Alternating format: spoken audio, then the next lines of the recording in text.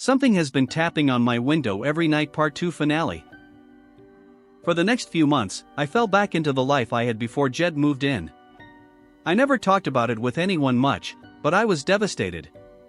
I ended up just going through the motions and trying to occupy my thoughts with anything else. It didn't really matter. I still spent most nights with my new habit, going over how I could have kept Jed from going outside that night. My regrets were always accompanied by a background of tapping from whatever sat outside. If I wasn't isolated before, I certainly felt so now. Apart from my parents and co-workers, I didn't speak to anyone regularly. On some days, I didn't speak a single word, not even to myself. I had gotten to a point where it didn't feel like I was living for anything. I no longer felt comfort from my visitor, them now having taken more than they ever gave me. And then, like fate demanded it, I saw what would become my lifeline. Leaving my parents after visiting one Saturday afternoon, I drove up on a dark orange Ford. If the color of the car wasn't enough to interest me, the dark-haired girl crouched next to a flat tire certainly did. Like a call from God, I felt my foot hit the brake without even thinking, and I pulled over to check on the woman. Slowly walking up and looking around the hood to see her, I spoke. "You need any help?" She gave me the look of a child fearing a lecture. I never knew I could make someone look so intimidated. She clutched her phone in her hand, seemingly trying to make calls without a signal. "I'm fine, thank you." I tried again. "I don't mean to scare you, but there's not much signal around here, and the nearest town's about 15 miles away. I'm not gonna force you to take my help, but it'd get you out of this place a bit faster, not that you need my help." Bright green eyes stared into me, and I felt like at that moment, my entire life depended on her word alone. "I think I hit a nail," was her response, which I quickly took as permission to approach the wheel. "Do you have a spare?" She stared blankly at my question. I really don't know. Where would I look?" She sounded embarrassed.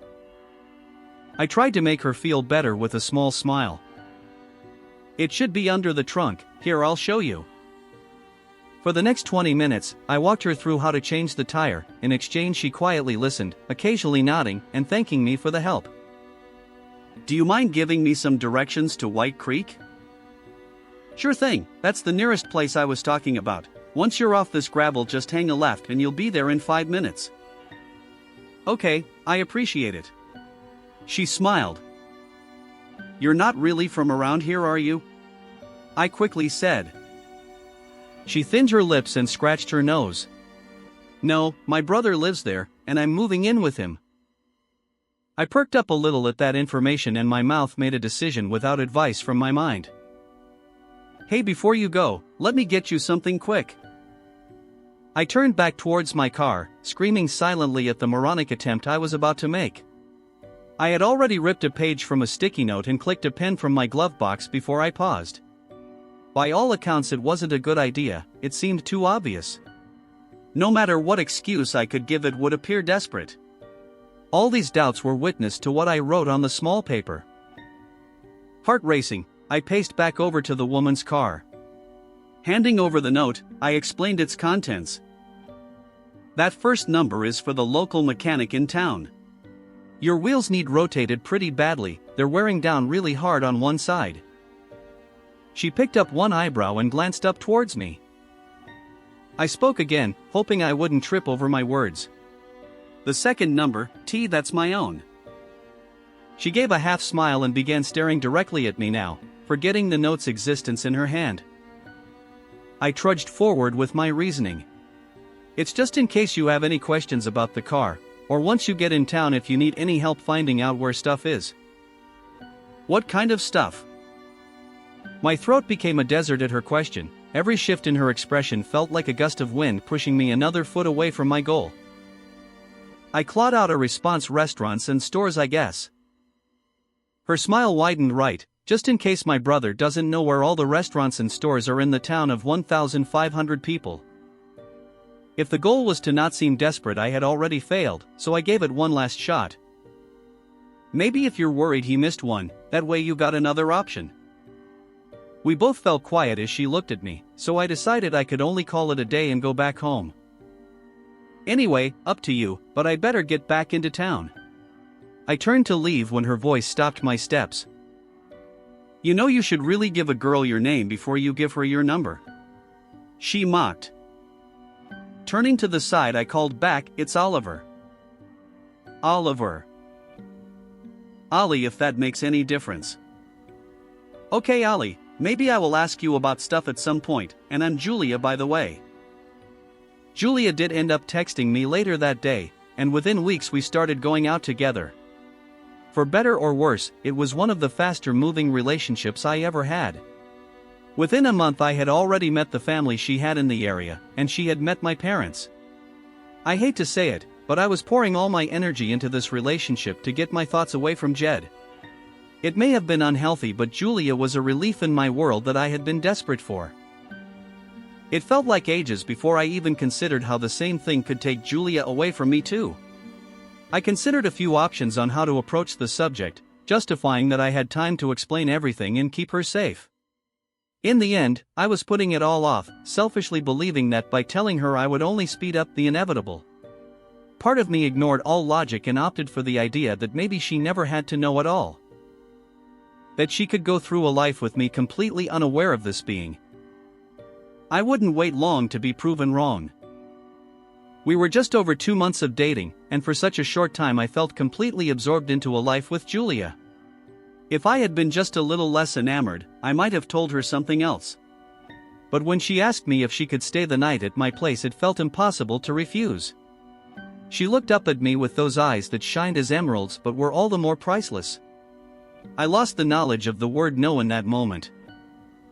The weight of my decision wouldn't hit until I was lying in bed, eyes to the ceiling, praying to each god I could recall for her not to wake up. She laid next to me, gripping hold of my arm with an abundance of black hair blocking most expressions she could hold. Every breath was a labor. I made no shift, no movement. My arm had long fallen asleep under her grip as the pins and needles ate into my shoulder. My eyes could only dart towards my nightstand to view the time. I could explain everything tomorrow maybe, or sometime this week when the time was right. If I did that, she might be okay with it all. I could still make sure everything went okay. My panic was surely unjustified. Suddenly, both my mind and body halted at the faintest sound of tapping. It was okay, it wasn't heavy on the glass, and the sound connected on my side of the window. I could wait this out and be fine. Tomorrow I would worry about Julia, not tonight. The minutes ticked by and I felt almost secure in my plan. Then the taps grew heavier. Not an issue if they balance back out. They were quieting down surely? No. She shifted her body, tossing her head down on the pillow once more. The tapping moved on the glass. To me it grew quiet as it shifted above her head. I held my breath, and her head rose an inch. Raspy and tired, I heard her voice. Ollie? You hear that? Something outside? I steadied my voice as well as I could. It's probably nothing, it'll go away soon, I'm sure. She lifted herself up by her shoulders, then turned to lift the curtains. I already looked, nothing there, I lied. She looked back at me as the tapping resumed, heavy-eyed and blinking, before lifting her shoulders in a shrug and lying back at my arm again. All weight seemingly left my soul in that instant. I wanted to laugh with relief. I would be okay. We would be okay. I could still build a life with someone I loved. It was a sharp pound on the window that broke this hope. We both jumped at the sound and Julia got up once more.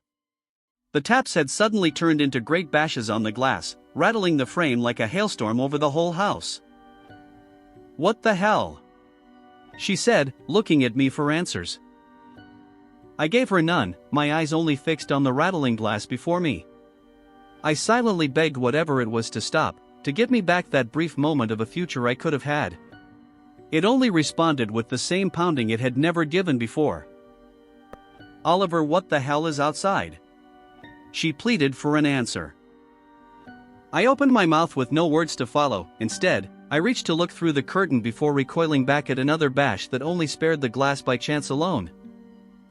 The hitting was erratic and quickening, Whatever out there now returned any curiosity with hate. "We need to leave," she said, gathering herself out of bed before I grabbed her arm, pulling her back down to the mattress. "No. You're not going outside." "Ollie, what the fuck? Something's trying to get in." I knew I had to do it. I couldn't let Julia go out and risk everything. Whatever waited outside was reacting in a way that I hadn't even seen before, and whatever it planned to do, it needed to do to me. "I'll go and deal with it. You need to stay put and don't do anything. Don't try and look at it, nothing, you hear me? It'll go away in a few more minutes, I promise." "What is it? How do you know?" "For fuck's sake, just don't try and look at it anymore." I stormed from the room before she could answer, passing through my home and pulling open a cabinet drawer in my kitchen. I drew out the largest kitchen knife I had and made my way to the front door. The slamming on the glass could still be heard as I unlocked the door and met the brisk early morning weather. Rounding the house, I made the quickest plan I could think of. I would stab wildly if it approached, make it bleed if possible. Whatever happened, I would make sure I was its only victim this time. Before turning the corner, the slams abruptly stopped. Silence, no sight of anything, just the wind and house remained. I cautiously approached the window, knife ahead of me. No grass was flattened, no footsteps in the dirt. I turned around to see an empty yard at my flank. It hadn't been 10 minutes yet. It had to come back, it had to. Turning back towards the window, I stepped up high on my toes and tried to look through. A dropping thud from the other side of the house broke me from my focus. I raised the knife once more, rounding the corner only for my arm to drop. Julia picked herself up from the grass, turning at the sound of my steps, the fear of prey in her eyes. She had the bathroom window open and had thrown herself from it to leave the house.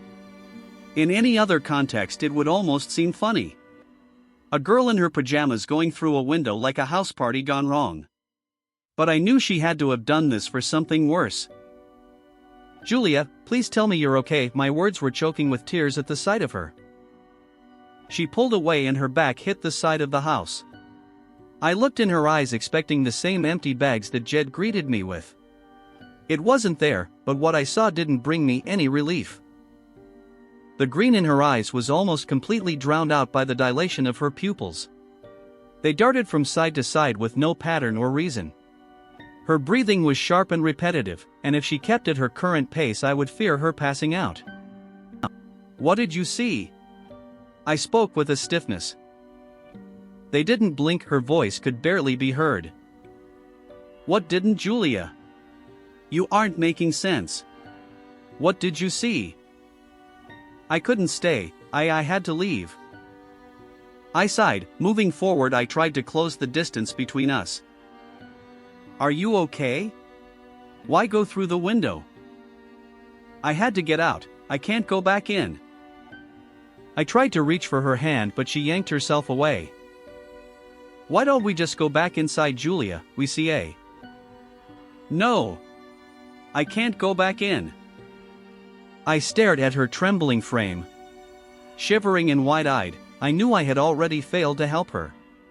The sooner she was away from here, the better. "Do you want to go to your brother's?" She looked up at me, eyes shining wet with tears. I asked again. "You want me to drive you to Jake's house?" I crouched down and looked up at her, studying the face I fell in love with. At the very start, there was a part of me that knew it was a bad idea to let her in my life. I had been so starved of companionship that I threw caution to the wind, and I hurt her as a result. I couldn't forgive myself, but I could save her from anything worse to come. She started to sob as she nodded her head at my words. I said no more as I took her hand and led her to my car. Going inside, I grabbed everything she had taken with her and placed it in a spare backpack from my closet. I set it in the back seat and I made the quiet drive to her brother's house. The only sounds between us were the soft sobs she tried to choke back. I kept my eyes on the road, but in the corner of my eye I watched her. She looked behind her shoulder at the road we were on, like she didn't want to be followed. Her playful attitude was diminished to a broken outburst of raw fear. I thought about how she behaved compared to Jed. It clearly wasn't the same situation, as Jed acted completely different. Maybe she saw something real this time, maybe it was too much. For all I knew, maybe she got lucky by comparison. After all, it took from Jed, he lost what made him who he was. It was far too early to tell, of course, but Julia at least still had a heart within her. If anything, she showed more emotion now than ever before, like she gained whereas Jed lost. It didn't really matter though, I still couldn't protect her. At least she might let her family still be close, but that wasn't for me to know. Pulling into her brother's driveway, I handed her the backpack before she slowly pulled herself out of my car. We didn't even meet each other's eyes before she shut the door. I watched as her brother swung open his front door before pulling out and heading back home. Pulling up back to my house, I shut off my car before pulling out my phone. 4:20 a.m. I unlocked it and went to messages, typing her one last text. I hope you can forgive me, I hope you can forget, I love you Julia, and I'm sorry. I almost hit send before stopping myself, instead I clicked the contact and blocked her number. Going back inside, my house had never felt less inviting. Nevertheless, I trudged into my room, stripped off my shoes, and fell into bed. Staring at the empty spot next to me, I listened as a quiet tapping started once again, lasting the remaining minutes that it hadn't finished earlier that night. I was back to my old life, one could call it, although the next week saw me failing to fully take care of myself. I missed meals, stopped shaving, and missed appointments to help my dad back home. It was Jed all over again, but this time I had the weight of possibly 2 lives that I had ruined. It wasn't worth the risk to meet new people anymore, to make new friends or flirt with women. All of that was thrown to the wind as I accepted my lot in life. This entire time I did find something odd, and that was my immunity to this entity. Everyone else had gotten hurt, but why not me? It could lash out in some way surely, but never directly at me. It never seemed to affect me the same way it had Jed and Julia. Was it an immunity or luck? Most of these questions fought with me as I drank more and more after work each night. I had begun to spend so much on alcohol that it placed second on my expenses, only behind my actual rent. I figured if I can't escape this isolation, I could share it with a bottle. Some days were better than others, but the worst days were the ones that reminded me of it all.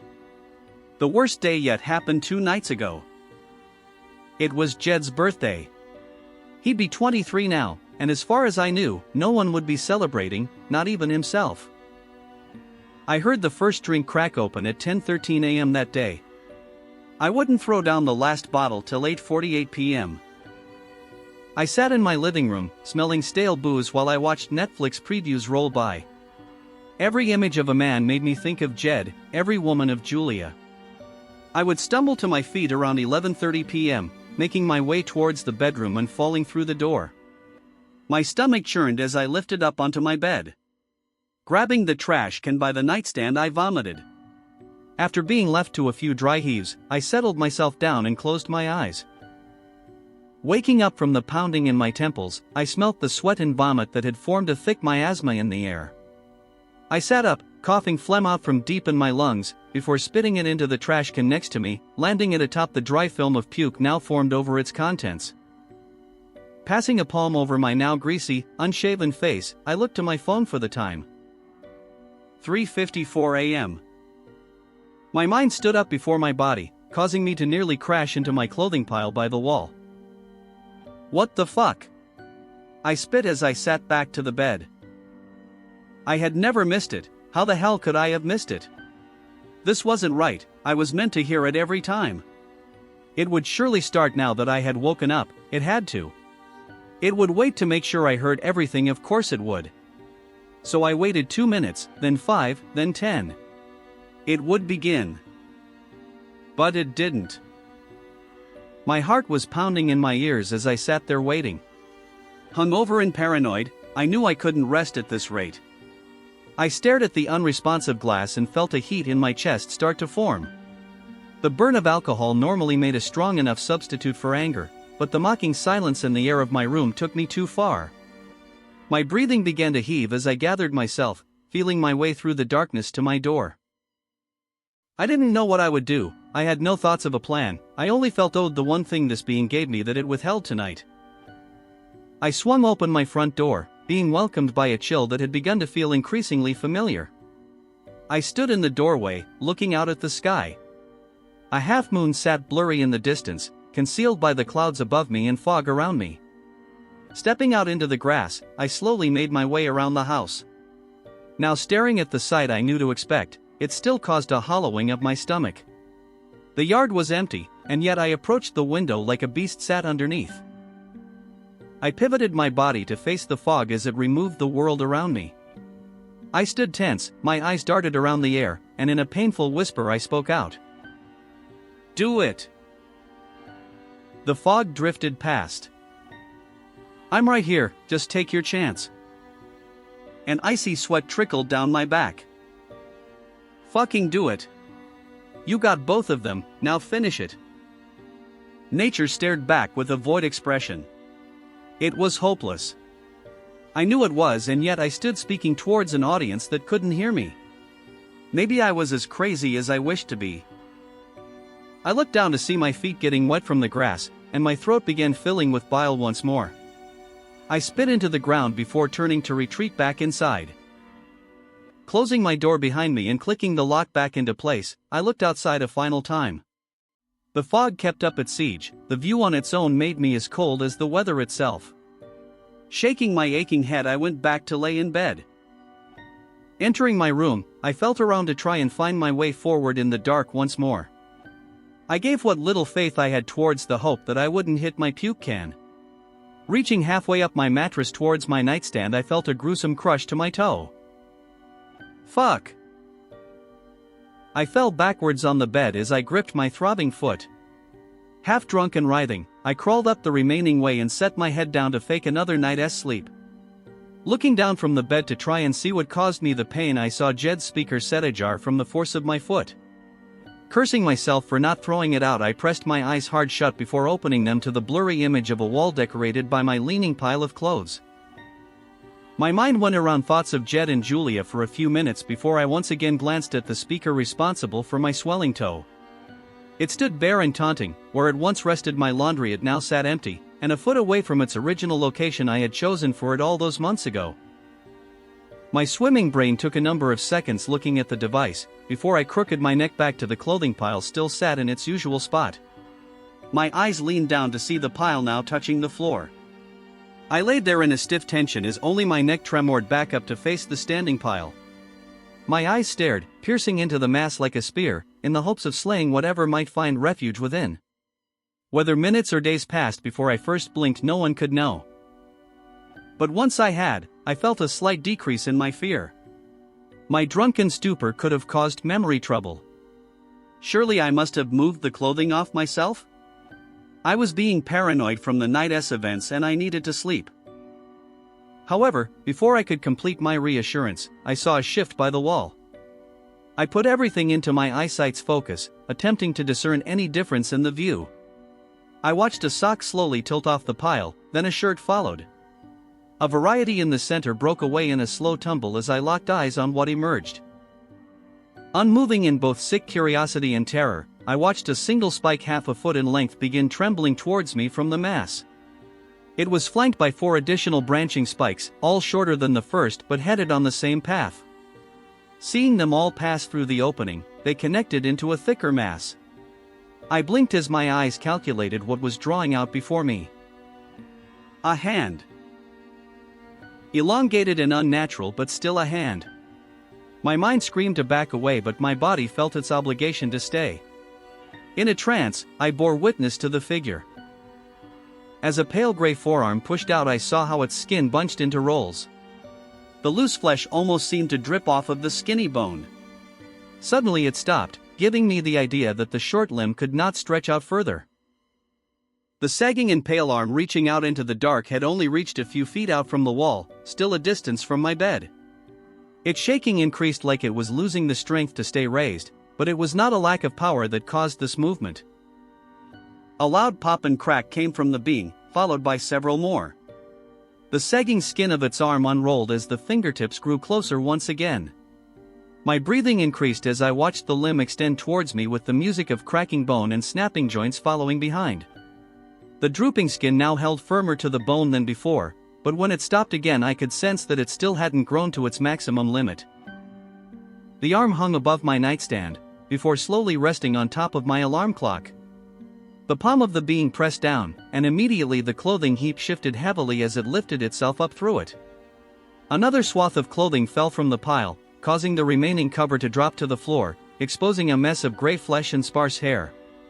The smell of wet grease and rotten vegetation pierced past the stench of vomit in my room and assaulted my senses. My mouth watered with bile as I felt the need to puke once more. Another creaking of bone broke out of the room as the hairs fell back towards the wall. Replacing it in my view was a set of eyes that pushed forward. The head of this monstrosity came closer and I could finally bear witness to it. The two large eyes in poor condition met my own, before swaying down to my feet and slowly following my body up till it reached my gaze once more. The small black pupil in its right eye was fully visible, while the other could not be found. The left eye was matted with a crust along the lids, and only open halfway. It was filled with a white and green pus that dripped off and down its white face. The only sign that it still worked was the rolling of the eyeball, which could be seen under the caked surface. Just below was a deep, empty hole where a nose would be kept. Shaped like an arrowhead, it weeped with a clear, watery substance and could be heard heaving air through thick mucus. I watched the trail of pus and watery ooze pass on to what should have been a set of lips. Instead it either dropped off to the floor or slid down into the open upper mouth of this anomaly. My eyes fell past its thin upper lip and looked upon the deep abyss of its gaping maw. The mouth could never close, with its lower jaw non-existent. Aging scars, seemingly from a blade long rusted away, were all that showed on its neck, where the jaw once connected. Despite the roof of its mouth being exposed, it still dripped wet from the flow of vile liquid slowly pouring down from its face. At the back of the mouth was a convulsing pit, where the throat led. It stunk of sweetening rot and let out an atrophied hiss, unable to make any noise above a whisper. Below this was the stump of a tongue, which thrashed up and down as if trying to taste the air around it. The whole head of this thing sat inches from my own. It breathed and it dripped, it reeked and it stared. The features looked at me the same way I imagined they did at Jed and Julia. If this horror before me was human, it could not have been loved by God.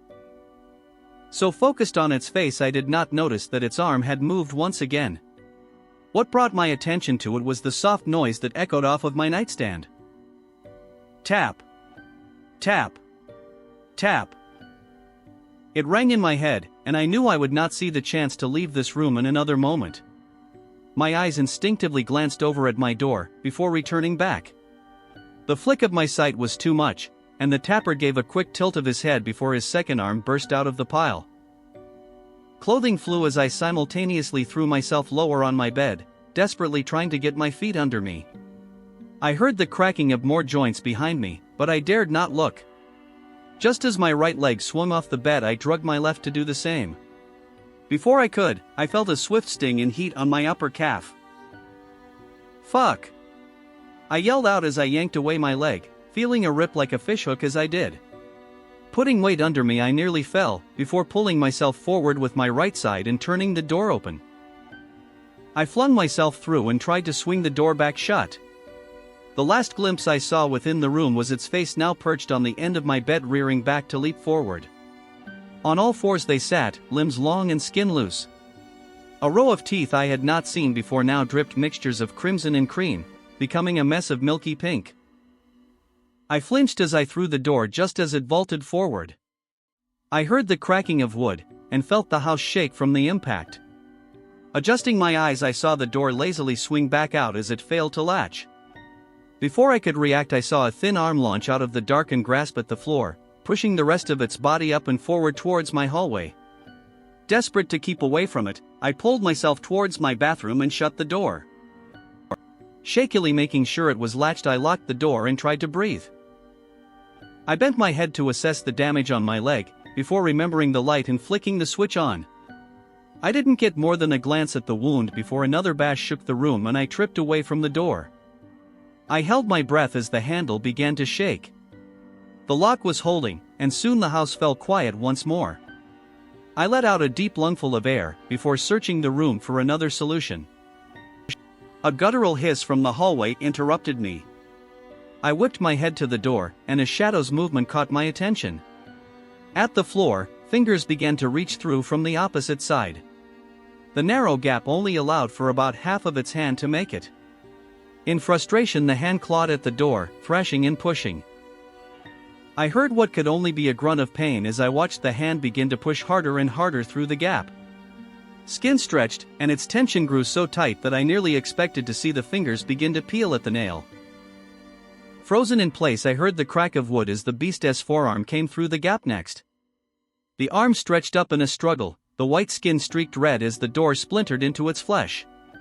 The hissing of pain only intensified as I heard joints popping out like before. The remaining loose skin on its arm stretched away as the limb extended further up the frame of the door. The deep cuts from the wood bled heavier as the skin tore away like a cloth rag being pulled in half.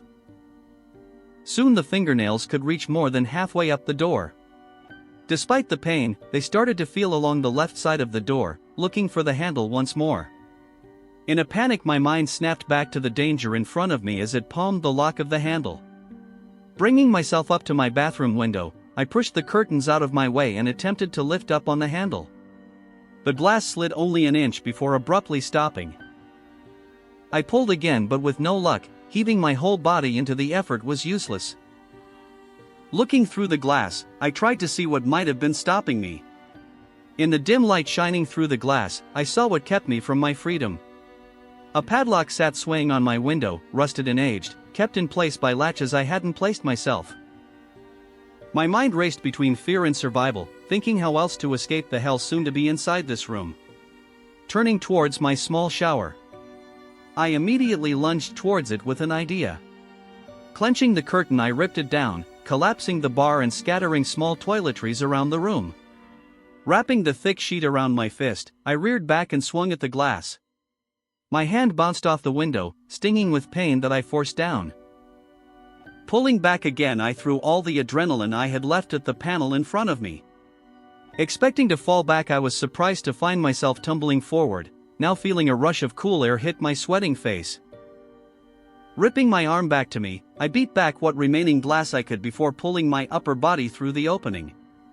Bits of the shattered panel bit through my shirt into my skin. I winced at the feeling before getting my knees past the frame of the window. Without looking back, I pushed my hands off the ledge and fell. My right shoulder smacked into the dirt, my jaw rattled, and I was stunned for a second. I tried to stand myself up before being reminded of the bloody carving in my calf. My whole body was an array of different pains. Limbs ached and throbbed, my shirt becoming decorated with maroon droplets as the glass cuts bled through the thin cloth.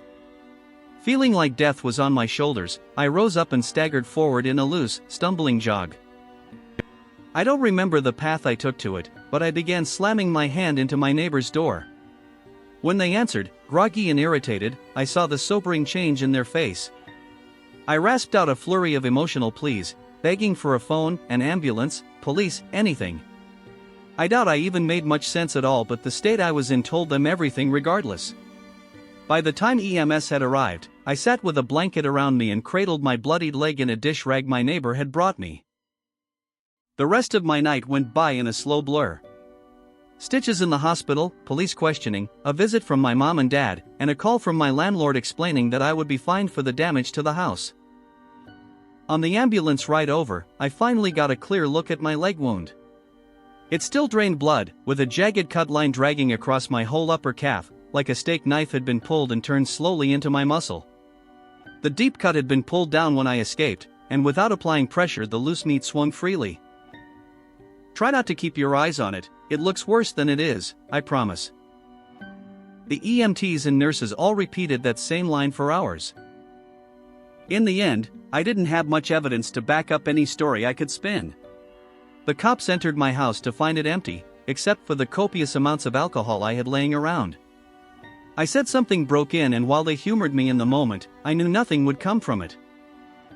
The officers that had questioned me were just a few feet away in the hall of the hospital talking.